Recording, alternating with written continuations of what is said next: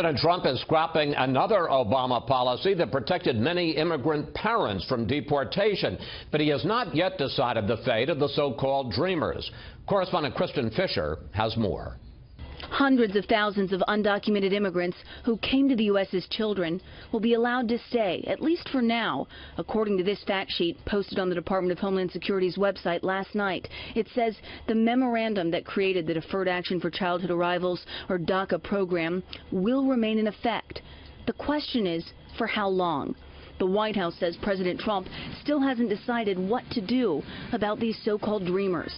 On the campaign trail, he promised to deport them. We will immediately terminate President Obama's 2 illegal executive amnesties. The Trump administration officially terminated one of those amnesties last night, the Deferred Action for Parents of Americans and Lawful Permanent Residents, which would have protected the parents of Dreamers from being deported. But it never took effect because it was blocked in federal court.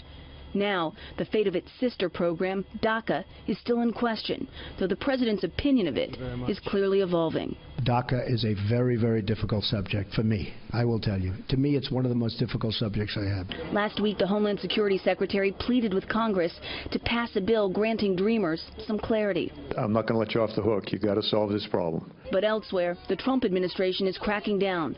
Over the weekend, more than 100 Iraqi immigrants in Detroit were arrested, including dozens of Christians.